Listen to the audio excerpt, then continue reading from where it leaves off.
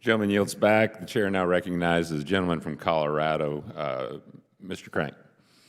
Thank you, Mr. Chairman. Thank you to our witnesses. You know, and it's interesting, as I'm listening to this discussion, I had a colleague came to me not long ago after I was talking about Golden Dome and my support for it. And that colleague said to me, essentially, you know, that's a pipe dream. It's just never going to work. And I got to thinking about it because I have maybe a bit of a unique perspective. I worked as a staff member on Capitol Hill 30 years ago. I look across these pictures, and Les Aspin was chairman, Ron Dellums, Mr. Spence. And I remember Mr. Dellums specifically was an outspoken opponent of ballistic missile defense. This was in the 1990s, and we had arguments on the House floor about how this would never work. Missile defense would never work. Argued against the THAAD program. It'll never work, they said. And, you know, today, as I was talking to that colleague, I'd ask, well, maybe we should ask the Israelis if it would work. I mean, and I guess I would ask you this. We have these arguments about whether if this is a technical problem or whether this is a problem of political will. And America does great things, but every great thing we've ever done has been difficult. There were people at the time who said we couldn't land a man on the moon, and we did it, but there were naysayers back then who said we can't do this. I would ask General Guillot, your thoughts. Is this a technical issue or is it a political will issue? Can we do this technically? Yes, Congressman. There are certainly technical challenges with the integration of all these capabilities into one, but it's certainly possible. Yeah, General Collins, your thoughts? Sir, we've demonstrated over the last 2 years that these systems can work, the ground-based systems that we have today.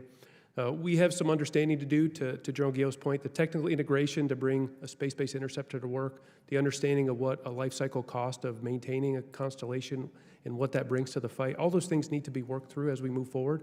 But we certainly believe in layered missile defense, and we've shown throughout the last 2 years that those systems work and bring capability, and they save lives. Yeah, General Gainey. Thank you, Congressman. Yeah, I agree. And in a previous job where I worked counter unmanned aerial system technology, pushing the envelope on technology, whether it's directed energy, non-kinetics, it's amazing what industry can come up with. Yes, there's challenging, but there's always opportunities. Yeah, it seems to me that there's some people on Capitol Hill who are just so invested in mutually assured destruction that we can't shift our paradigm a little bit. And we better hope, if that's what we're going to rely on, is mutually assured destruction, is that our adversaries don't figure out a way to have ballistic missile defense, that they don't figure out a Golden Dome, because then mutually assured destruction will be a thing of the past and we'll be left in the dust on that. So I think that's very important. With the remaining time I have, General Collins, MDA has been a strong advocate for the importance of space-based sensors that collect fire control quality data. Can you talk about why that level of fidelity is so important to missile defense operations? Yes, thanks for that, Congressman. Certainly, we do see a future. As I mentioned, our architecture did include a number of different sensing capabilities in space, one being the HPTSS to look down and pick up the maneuvering targets and hold them under custody through the entire time of flight. Closing the fire control loop is what we call it, fire control, the kill chain for missile defense. To get our interceptor to work, we need to get it into the right location and looking in the right space to find the missile when it comes time to intercept. And without the appropriate level of sensitivity, track quality, and timeliness, we do not get that information to the interceptor in time, and therefore we cannot consummate the intercept and we will miss. And so that's going to be very important, whether that's a hypersonic interceptor, whether that is a ballistic missile that we intercept in boost phase, mid-course phase, or terminal phase.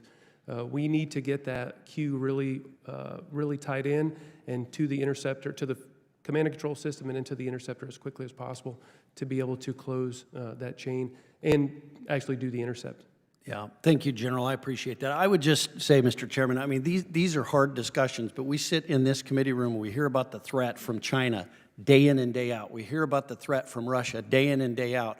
and then we sit up here from this dais or out on the House floor and we make excuses about why we can't fund these things. I'd yield back. Thank you.